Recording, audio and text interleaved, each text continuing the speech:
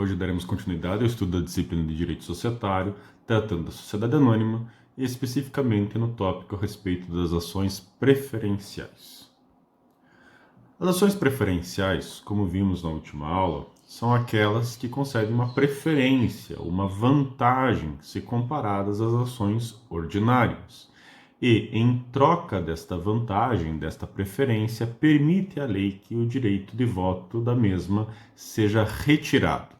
Ou seja, nada dito, as ações preferenciais terão sim direito de voto, mas pode esse direito de voto ser retirado dela ou restrito a certas deliberações.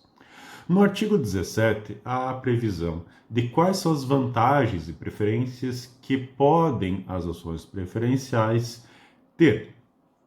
E o primeiro inciso prevê taxativamente na prioridade na distribuição de dividendo fixo ou mínimo. Ou seja, prioridade na distribuição. Recebe primeiro de quem? Dos acionistas ordinários. Lembrando que as ações preferenciais trazem uma vantagem se comparadas às ações comuns às ordinárias. Então, esta prioridade é ser comparada às ações ordinárias. Na distribuição de um dividendo, dividendo é a parcela dos lucros a ser dividida entre os acionistas, ou seja, a parte do lucro a ser distribuída aos sócios. Um dividendo esse fixo ou um dividendo mínimo. O que seria isso? Começando pelo dividendo fixo. O dividendo fixo é a quantia do lucro determinado no Estatuto Social que deve ser atribuída a cada ação preferencial com base em qual critério? Em um valor certo em reais por ação ou um determinado percentual sobre o valor nominal da ação ou, caso não tenha, sobre o capital social correspondente à classe de ações preferenciais. Ou ainda, as ações preferenciais com dividendo fixo não participam dos lucros remanescentes. Por isso que é fixo, ou seja, a vantagem que essa ação concede é a garantia ao acionista de que a cada exercício social receberá uma determinada quantia com base num determinado critério, seja ele um valor fixo em reais, seja ele um valor fixo com base num critério definido no próprio estatuto quando da emissão dessa ação, e que, portanto, uma vez recebendo aquele valor, não terá aquele acionista direito de participar de eventuais valores excedentes, digamos assim, ou seja, o restante do lucro será dividido entre os demais acionistas, não participando ele desta divisão. Vamos dar um exemplo de dividendo fixo. Imaginemos que uma sociedade anônima tem 1.000 ações ordinárias nominativas, identificadas como ON, e outras 1.000 ações preferenciais nominativas, aqui identificadas como PN, cujo dividendo fixo previsto no estatuto para essas ações PN é de R$1 ao ano. Imaginemos que a companhia tenha, no presente exercício, R$10.000 para distribuir aos sócios a título de dividendos. Como funcionaria? Como as ações preferenciais têm uma prioridade na distribuição desse dividendo fixo de R$1, primeiro temos que pagar as ações preferenciais. Então, nesse caso, paga-se primeiro aos acionistas preferenciais R$1 por ação, 1.000 ações preferenciais. Utilizaremos dos nossos R$10.000 de dividendos, R$1.000 para pagar o dividendo fixo desses acionistas. Sobra quanto? Outros R$9.000. E nesse caso, o total de dividendos a serem pagos aos acionistas ordinários é o saldo, no caso, os R$9.000. Alguém poderia perguntar, tá, mas qual é a vantagem, então, desse acionista preferencial? Afinal de contas, ele está recebendo muito menos do que o acionista ordinário nesse exemplo. Pois bem, peguemos um outro exemplo. Imaginemos a mesma companhia, com 1.000 ações ordinárias, 1.000 ações preferenciais, com um dividendo fixo de R$1 cada uma. E neste outro exercício social, os dividendos a distribuir são apenas de R$ 1.500. Nesse caso, como as ações preferenciais têm a prioridade no recebimento do dividendo fixo, primeiro paga-se as ações preferenciais. Como é R$ 1 por ação, vamos usar R$ 1.000 para pagar esses acionistas preferenciais. E nesse caso, o saldo, que é apenas de R$ 500, vai para os acionistas ordinários. E nesse exemplo, percebam que eles estão recebendo bem menos. Portanto, a garantia do acionista preferencial que tem um dividendo fixo é o de que vai receber um valor determinado ao ano. Ele não se importa que os demais acionistas eventualmente possam até receber mais do que ele, mas a ideia é que ele tenha garantia daquele retorno do seu investimento e que, portanto, aquele montante a ele satisfaz. E, portanto, é como se fosse até mesmo um investimento numa aplicação com um valor determinado de remuneração.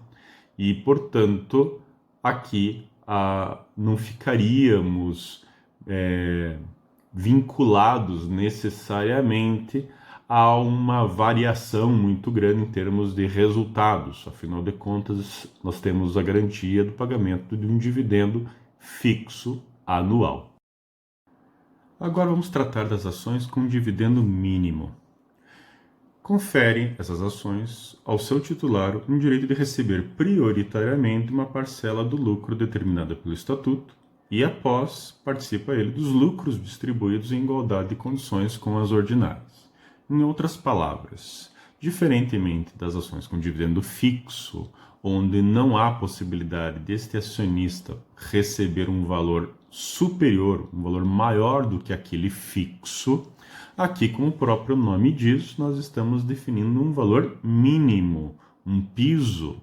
Não quer dizer, portanto, que esse acionista não possa eventualmente receber um valor superior ao mínimo. A ideia é que ele não receba menos, mas nada impede que, em havendo dividendos em montante suficiente, possa ele receber um valor maior. Então, como é que funciona? Primeiro, paga-se o valor do dividendo mínimo definido por ação preferencial. Afinal de contas, é a ideia da prioridade. Ele recebe prioritariamente o dividendo mínimo fixado no Estatuto. Uma vez que esse dividendo mínimo seja pago aos acionistas preferenciais, então depois tenta-se assegurar o pagamento a cada ação ordinária de um dividendo igual ao mínimo pago para cada ação preferencial. Ou seja, o acionista ordinário não tem direito a um dividendo mínimo, mas para efeito de cálculo, para verificar se há sim um saldo suficiente para pagar algo a mais ao acionista preferencial, antes disso nós temos que tentar pagar por ação ordinária o mesmo valor do mínimo que foi pago por preferencial. Não quer dizer que vamos conseguir, não quer dizer que o acionista ordinário tem o direito necessariamente de receber o mesmo valor. Vamos tentar assegurar a ele o pagamento de um valor equivalente. Sendo possível, ótimo.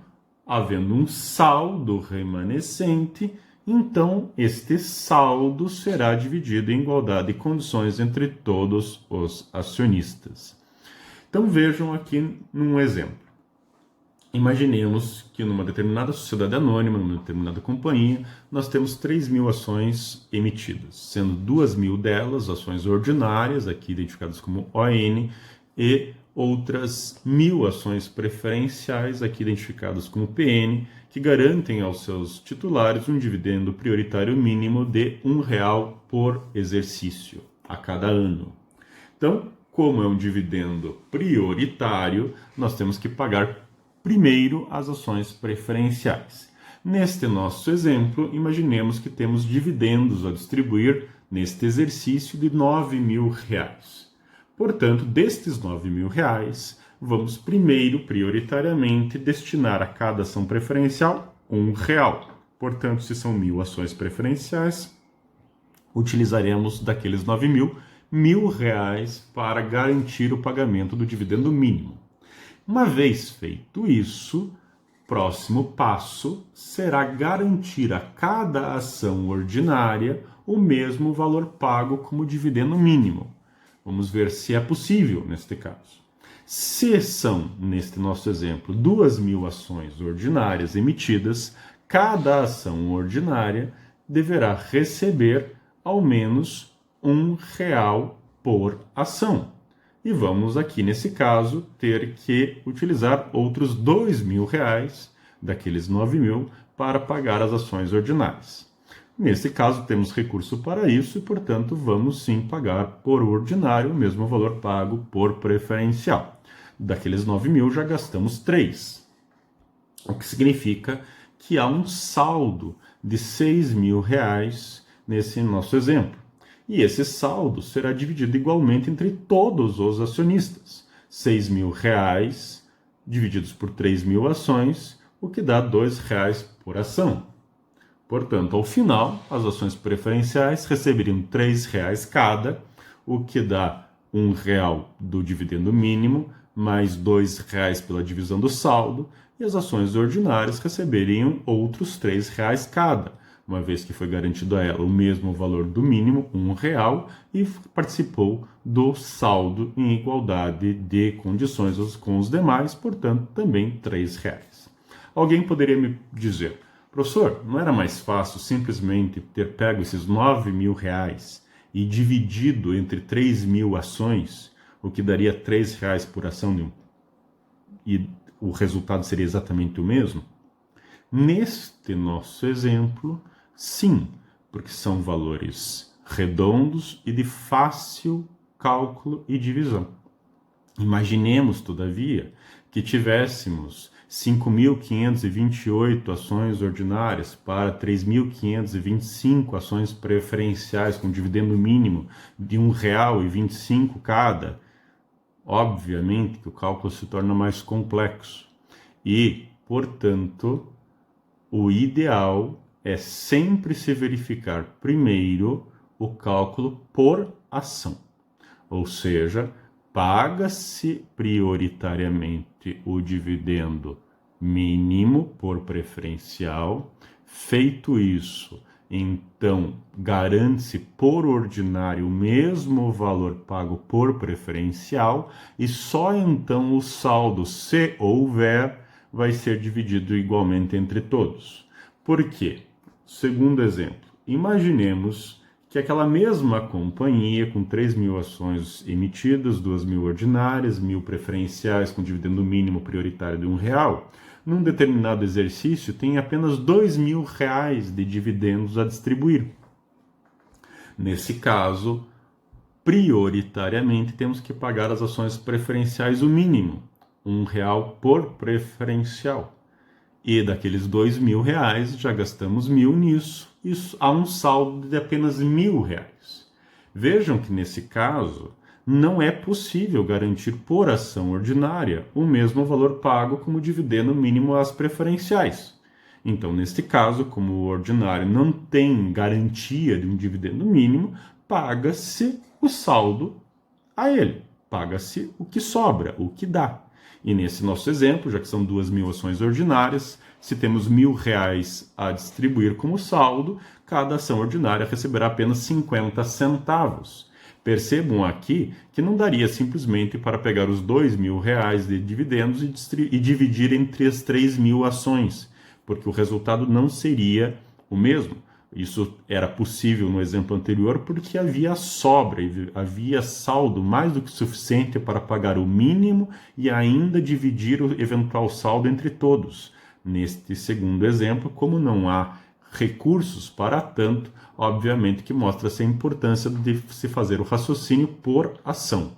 Paga-se o mínimo, garante-se aos ordinários o mesmo que foi pago pelo mínimo e depois, apenas depois, eventual saldo divide-se igualmente entre todos. Então, nesse nosso exemplo, as preferenciais recebem R$ 1, que é o mínimo, e as ordinárias receberiam outros 50 centavos, cada uma delas. Quanto à ideia da cumulatividade, o que significa isso? No artigo 17, da lei, o mesmo artigo que trata das ações preferenciais, também trata da vantagem da cumulatividade. E já destaco o disposto no parágrafo 4º desse dispositivo, que expressamente determina que, salvo disposição em contrário no Estatuto, o dividendo prioritário não é cumulativo. Então, a cumulatividade não é a regra. A cumulatividade é uma vantagem que pode ou não ser expressamente concedida ao acionista. Nada dito, portanto, não detém a ação preferencial a vantagem da cumulatividade. E o que é isto? Percebam que nos exemplos que dei, tanto do dividendo fixo quanto do dividendo mínimo, que em todos os exemplos eu sempre parti do pressuposto que o dividendo do exercício seria ao menos suficiente para pagar o dividendo fixo ou o dividendo mínimo definido no estatuto àqueles acionistas. Mas pode ser que em um determinado exercício os dividendos, os resultados que são passíveis de distribuição entre os sócios, não chegue sequer a ter um valor suficiente para pagar o fixo ou pagar o dividendo mínimo.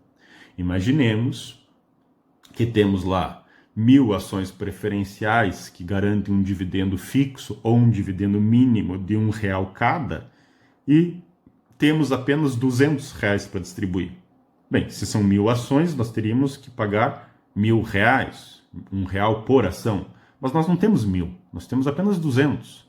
Então, nesse caso, como a sociedade não tem maquininha de fabricar dinheiro, não tem como ela distribuir lucro que não existe. E, portanto, os acionistas vão receber prioritariamente até o limite do dividendo que existe para distribuição. Por isso que o parágrafo 3º desse artigo 17 prevê taxativamente que os dividendos, ainda que fixos ou cumulativos, não poderão ser distribuídos em prejuízo do capital. É exatamente dentro da ideia de que a gente só distribui lucro, a gente não distribui parcela do investimento. E, portanto, não havendo lucro para distribuir, não distribui nada, não recebe o acionista mesmo com garantia de dividendo fixo ou ainda um dividendo mínimo, mesmo que cumulativo ou não. Então, o que é a ideia da cumulatividade explicando agora? Cumulatividade é a ideia de se transferir para os exercícios seguintes eventual saldo não pago em exercício anterior. Então, naquele meu exemplo que dei agora há pouco, nós estávamos pagando 20 centavos por ação preferencial quando deveríamos ter pago R$1 por ação. Ou seja, faltou 80 centavos para garantir o fixo ou o mínimo. Nada previsto no estatuto não tem a vantagem da cumulatividade e, portanto, no exercício seguinte, esquece o passado, aqueles 80 centavos são simplesmente perdidos pelo acionista e no próximo exercício começa-se o raciocínio tudo do zero. Ou seja, pega-se o dividendo daquele exercício e calcula-se com base na ideia do pagamento do fixo, do mínimo e assim sucessivamente. Agora, se existir a vantagem da cumulatividade expressamente prevista para aquele acionista, então, primeiro, no exercício seguinte, primeiro deverá se acertar eventuais pendências do passado. Ou seja, se não foi possível pagar o dividendo fixo ou o dividendo mínimo num determinado exercício, no exercício seguinte ou seguintes, prioritariamente, primeiro deve-se acertar o que ficou pendente. Feito o pagamento do que ficou pendente, aí sim o eventual saldo que se tenha, começa-se o raciocínio tudo de novo no que diz respeito ao dividendo fixo ou mínimo do exercício seguinte, e assim sucessivamente. Então a vantagem da cumulatividade é isso. Se num determinado exercício não houver recursos suficientes para pagar o dividendo fixo ou mínimo, eventual valor que não foi pago se acumula, se transfere para os exercícios seguintes. E daí, nos próximos exercícios, tenta-se acertar o que ficou pendente no passado, e depois de acertar do passado, começa-se o raciocínio dos exercícios que se seguirem. Não havendo a vantagem da cumulatividade, não pago o dividendo fixo ou mínimo num determinado exercício por falta de recursos, aquele exercício morreu, esquece, próximo ano começa-se o pensamento do zero, como se não existisse nada pendente, porque não há nada pendente, porque não garantiu-se a ele o direito da cumulatividade, portanto se perde. Temos ainda, no artigo 17, no seu inciso 2º, a previsão de que, dentre as vantagens que podem ser concedidas às ações preferenciais, a prioridade no reembolso do capital com prêmio ou sem ele. A ideia aqui do reembolso é tanto, eventualmente, a ideia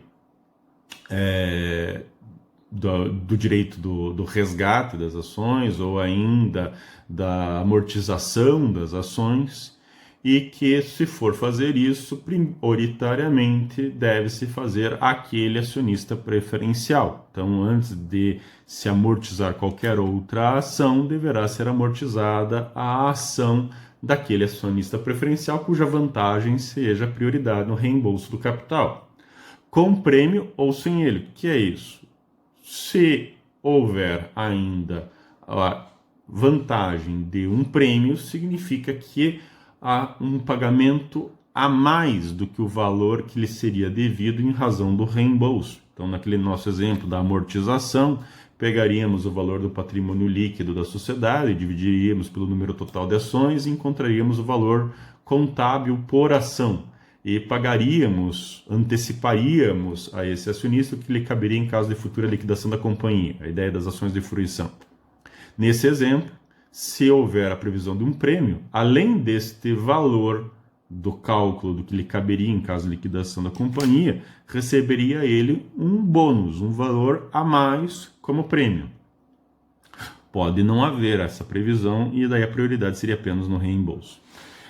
Percebam, todavia, que essa é uma vantagem absolutamente secundária, praticamente dizer que não se está se dando vantagem ou preferência nenhuma para a ação preferencial, na medida em que situações de reembolso são situações raras, hipotéticas às vezes, e que na prática muitas e muitas vezes nunca ocorrerão. E assim, ter prioridade no reembolso numa situação que dificilmente haverá essa situação é basicamente não ter vantagem alguma. E, infelizmente, a lei prevê a possibilidade, em companhias fechadas, da vantagem se restringir a isso. E muitas vezes isso se dá em troca do direito de voto, o que é, a meu ver, uma total desproporção na medida que nós estamos abrindo mão do direito de voto, eventualmente, em troca de vantagem alguma, diferente de um dividendo fixo ou um dividendo mínimo. O inciso 3º ainda prevê a possibilidade da acumulação das vantagens de que trata os incisos 1 e 2, ou seja, pode ser dividendo fixo com reembolso de capital ou dividendo mínimo com reembolso de capital. Não são excludentes, são vantagens possíveis. O parágrafo 1º do artigo 17 ainda prevê que, independentemente do direito de receber ou não o valor de reembolso do capital com prêmio ou sem ele, as ações preferenciais sem direito de voto ou com restrição ao exercício desse direito somente serão admitidas à negociação no mercado de valores mobiliários se a elas for atribuída pelo menos uma das seguintes preferências ou vantagens.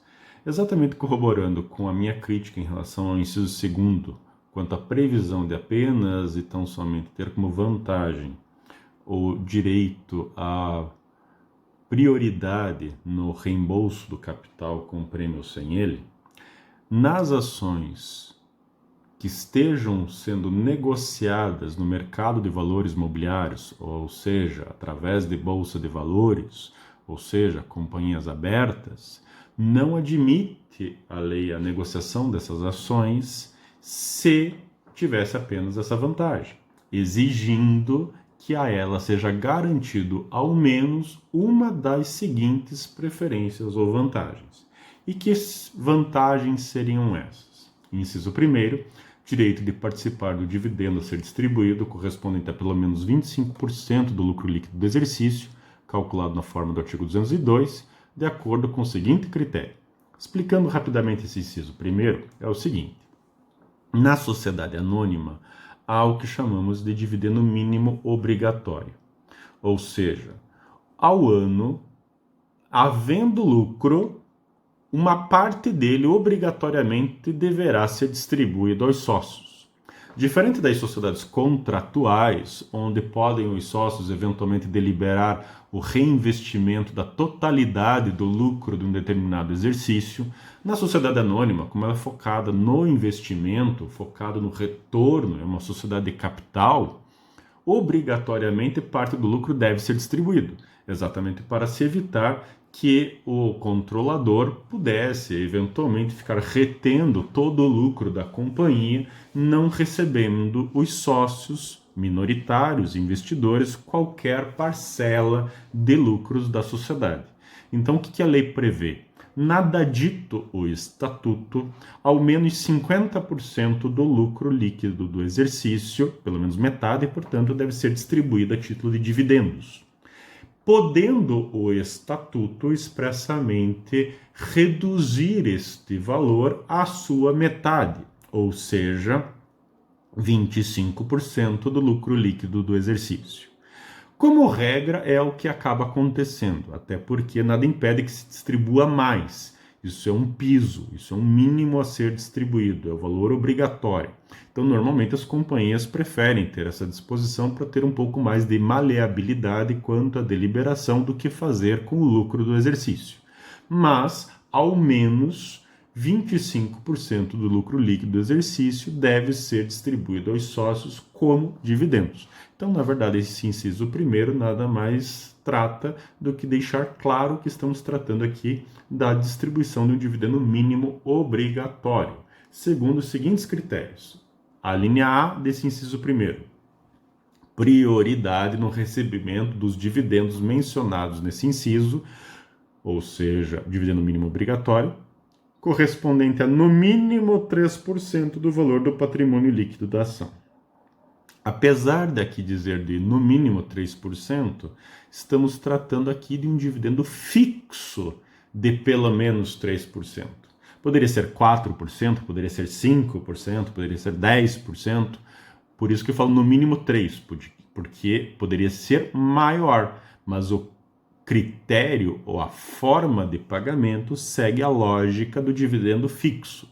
Então, como exemplo, imaginemos que o patrimônio líquido contábil de uma companhia, o ativo menos o passivo, é de 10 milhões de reais. Imaginemos que temos 1 milhão de ações emitidas dessa companhia, pouco importa que espécie ou classe de ações seja. Nesse caso, nós vamos calcular o valor patrimonial contábil de cada ação, o valor do patrimônio líquido referente a cada ação, 10 milhões divididos por 1 milhão de ações, é equivalente a R$10 por ação. Neste caso, 3% de R$10 equivale a 30 centavos. Então, é como se o estatuto tivesse previsto o direito desta ação receber um dividendo fixo de 30 centavos por ação. É um critério fixo.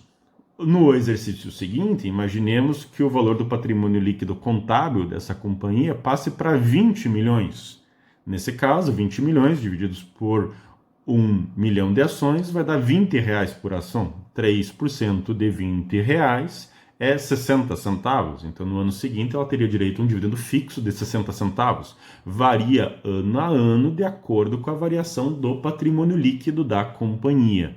Mas, como eu disse, nada impede que, ao invés de 3%, pudesse ser um montante maior do que esse. Mas, no mínimo, pelo menos, ao menos 3%.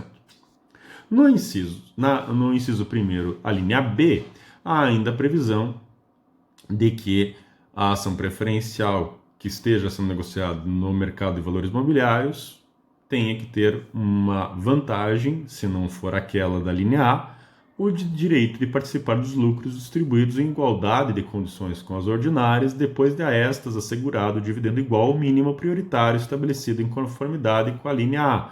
Ou seja, percebam aqui que a descrição é de um dividendo mínimo, de acordo com a linha A, ou seja, de pelo menos 3% do valor patrimonial da ação, valor contábil com base no patrimônio líquido da companhia. Então, neste exemplo, imaginemos novamente que a companhia tenha 10 milhões de patrimônio líquido, total de 1 milhão, valor do patrimônio líquido por ação R$10 por ação, que lhe garantiria um dividendo mínimo de 30 centavos por ação.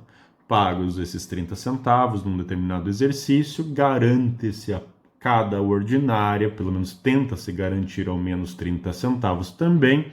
Se conseguir, ótimo, havendo saldo, o saldo é dividido igualmente entre todos, acionistas preferenciais e ordinários. Não havendo saldo suficiente para garantir por ordinário os mesmos 30 centavos desse nosso exemplo, paga-se os 30 centavos para preferencial e o que sobrou é o que receberá a ordinária. E, novamente, entra-se a ideia também da questão da cumulatividade, que deverá ou não estar prevista no Estatuto, não se presumindo cumulatividade.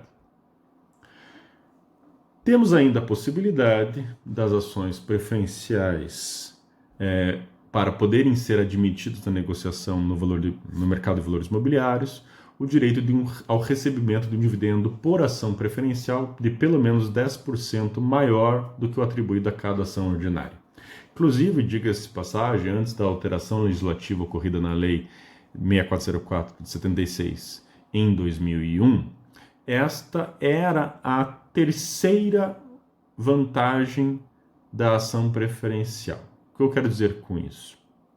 Se não fosse um dividendo fixo, se não fosse previsto um dividendo mínimo, a ação preferencial obrigatoriamente pagaria 10% a mais do que a ação ordinária. Hoje é uma possibilidade e não a regra. Nesse cálculo, como é que funciona?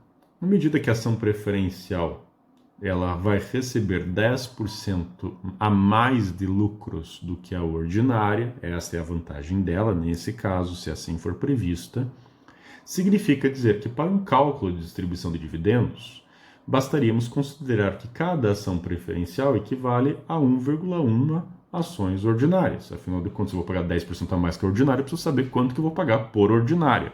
E na medida em que eu tenho um dividendo global a ser distribuído entre os sócios, então eu não posso ter duas variáveis, preferencial e ordinária. Eu tenho que tentar manter apenas uma única variável. Então, nesse caso, como um exemplo, imaginemos que os dividendos a serem distribuídos equivalem a R$4.200.000.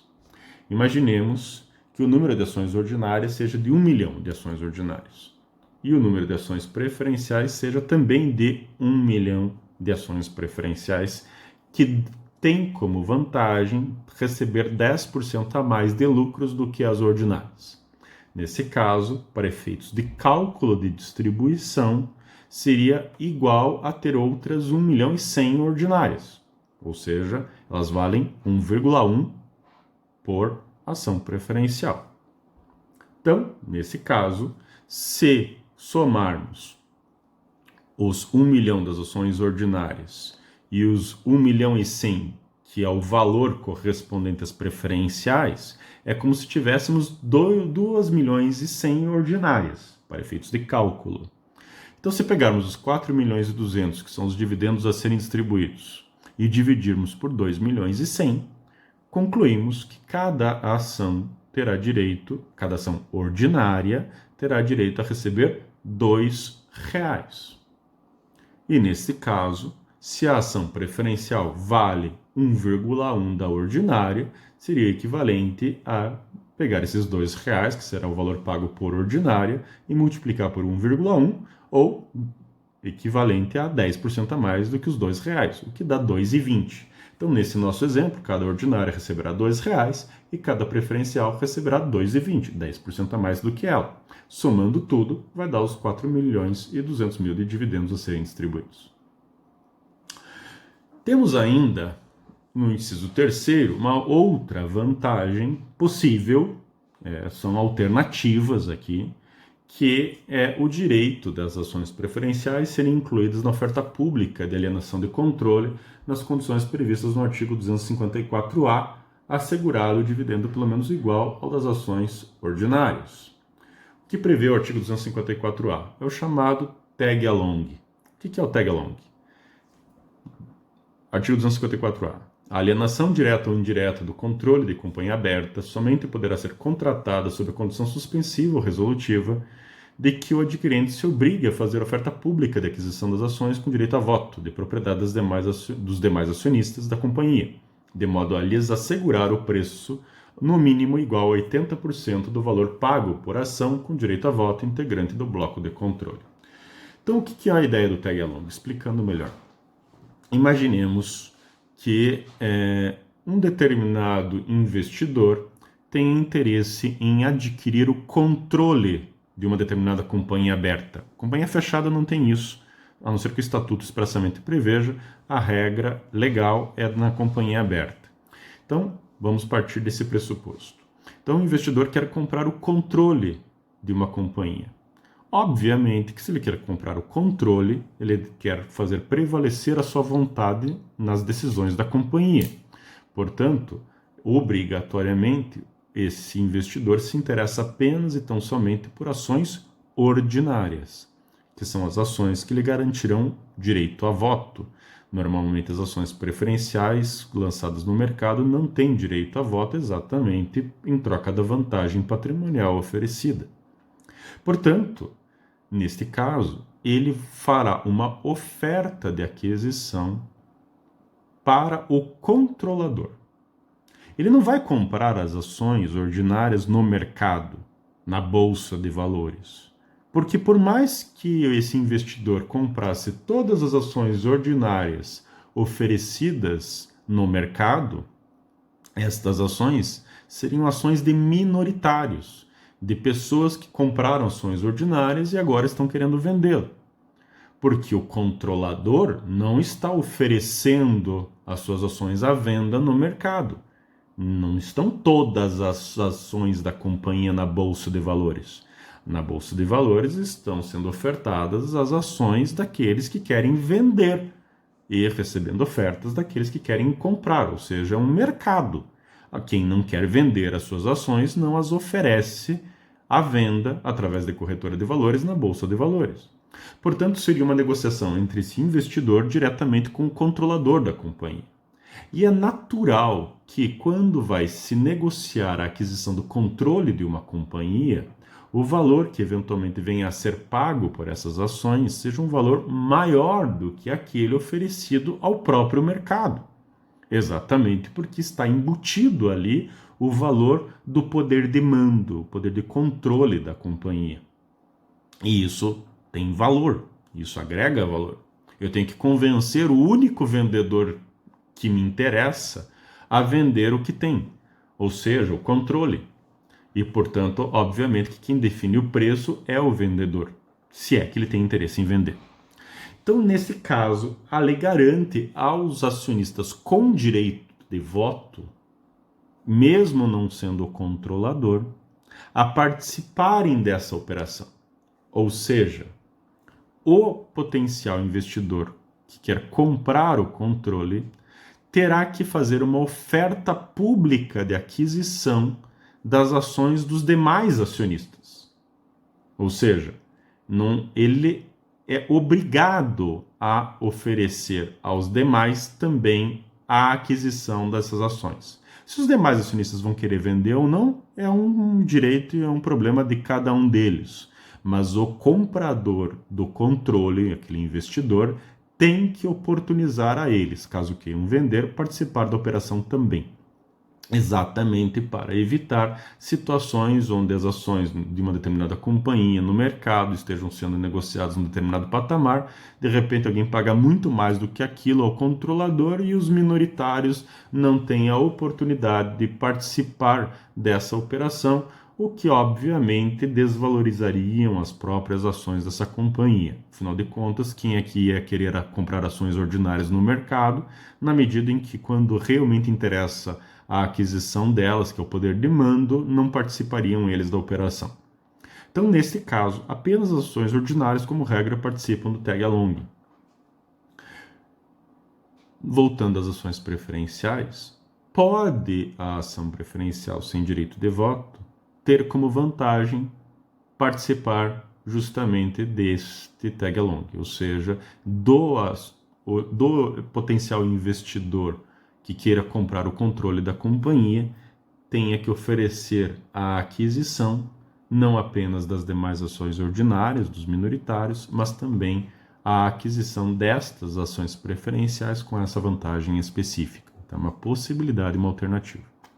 Voltando à questão do tag-along, rapidamente, a única questão é que essa oferta pública tem que assegurar aos minoritários não o mesmo valor, como já foi no passado, oferecido ao controlador, mas um preço mínimo de pelo menos 80% do valor a ser pago por ação integrante do bloco de controle.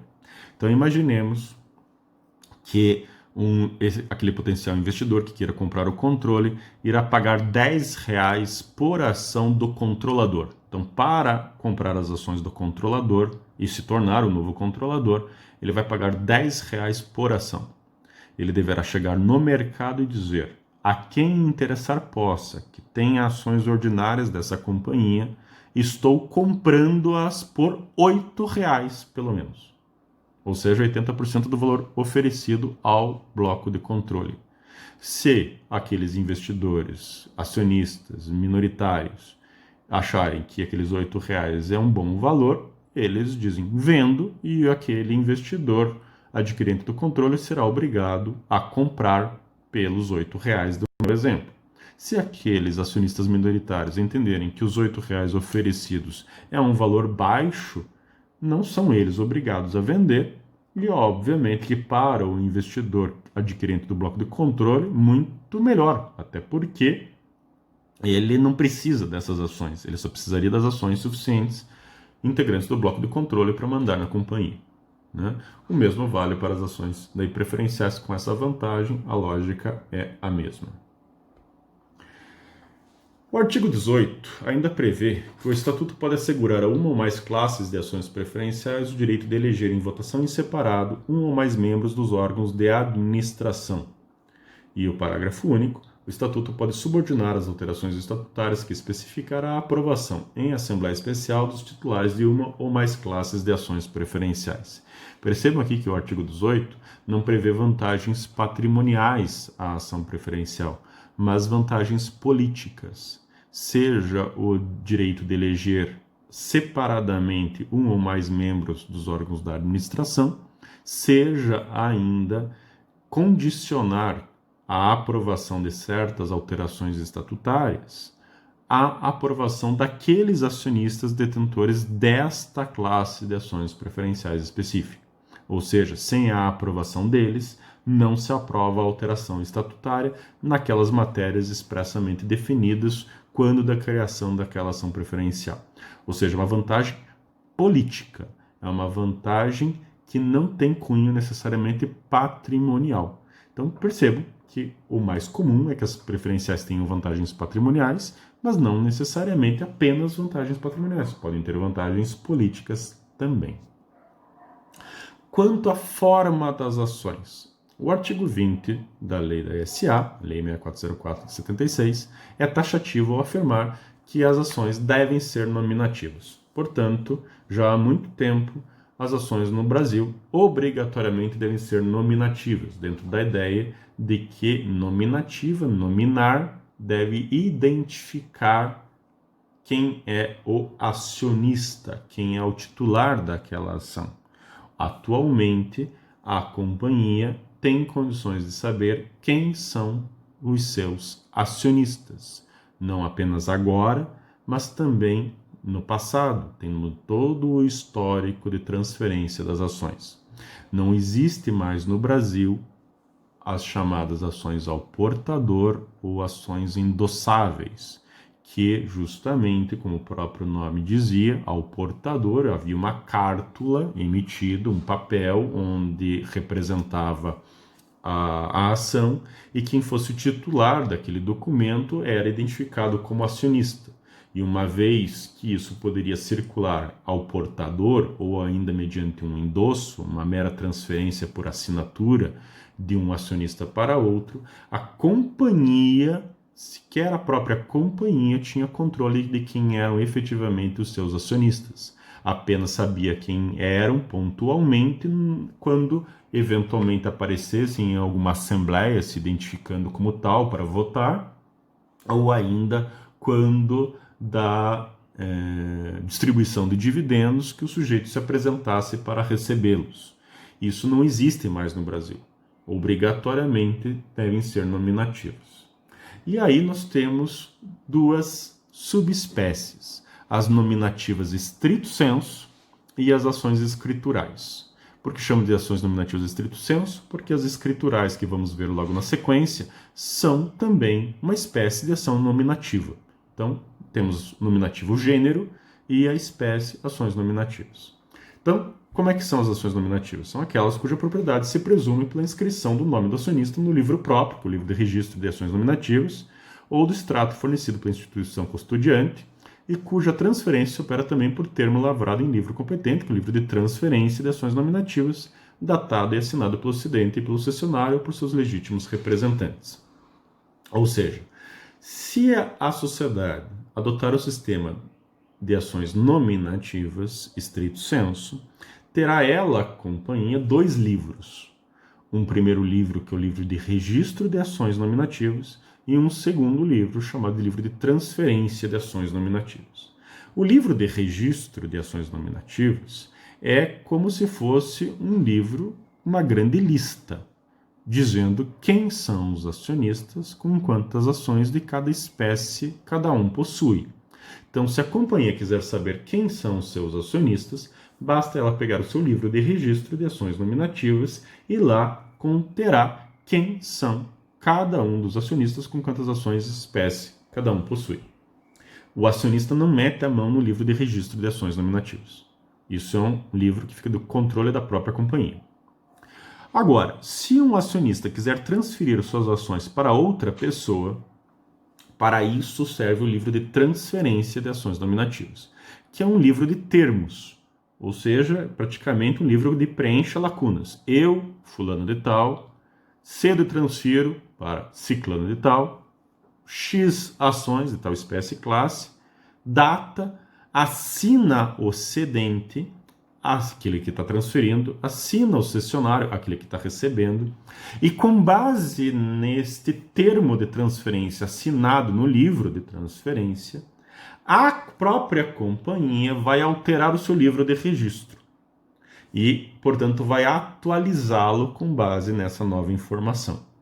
Portanto, usando o livro de registro e o livro de transferência concomitantemente, nós não apenas conseguimos saber quem são atualmente os acionistas da companhia, com quais ações, espécie, classe cada um possui, como também conseguimos saber quem transferiu para quem e quando as ações, ou seja, todo o histórico de transferência dessas ações é registrado nesses livros. E, inclusive, a assinatura tanto do cedente como do cessionário no livro garante a segurança de que aquilo que consta no livro de registro corresponde efetivamente à realidade e que não houve nenhuma alteração sem a concordância dos legítimos titulares das ações. Então, esse é o mecanismo das ações nominativas. Aqui a lei prevê, inclusive, que a companhia pode fazê-lo diretamente, e que é o mais comum quando se adota esse sistema, ou ainda pode contratar uma instituição bancária, por exemplo, para ser a custodiante desses livros e fazer esse controle de forma mais profissional. Obviamente que isso gera custos, mas é uma possibilidade. Temos ainda as chamadas ações escriturais, que, como disse, é uma variante da ação nominativa, portanto não deixa de ser nominativa. Artigo 20, todas as ações são nominativas, né? Mas o mecanismo, ações escriturais, nesse caso, é aquele que se transfere mediante registro nos assentamentos da instituição financeira depositária, a débito da conta de ações do alienante e a crédito da do adquirente. E, para tanto, basta uma ordem escrita que ficará arquivada na instituição financeira, ordem escrita do alienante.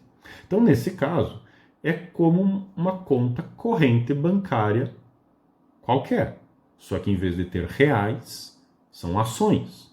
Então, obrigatoriamente, a companhia contrata uma instituição financeira para ficar como depositária das ações, e essa instituição financeira abrirá uma conta corrente de ações em nome de cada acionista. E, neste caso, quando alguém adquire uma ação dessa companhia, esta ação será creditada na conta deste adquirente. Está lá como a crédito, assim como se fosse feito um depósito em reais numa conta bancária comum. Esse dinheiro é creditado na conta. Quando você adquire ações dessa companhia, aquele número de ações adquiridas é creditada na sua conta de ações. Quando você vende essas ações para outra pessoa, essas ações serão debitadas desta conta do alienante e serão creditadas na conta do adquirente, ou seja, sai da conta do alienante e entra na conta do adquirente. Fazendo um paralelo, imagine que você tem lá R$1.000 na sua conta corrente bancária e você faz um TED ou um DOC de R$200 para um conhecido seu. É uma ordem de transferência desses R$200 da sua conta para a conta desse seu conhecido. Ou seja, será debitado da sua conta esses R$200 e será creditado na conta do adquirente esses R$200. A lógica é a mesma, em vez de reais, apenas substitua por ações. Então aqui nós temos contas correntes de ações e é assim o sistema escritural. Por hoje é só. Obrigado.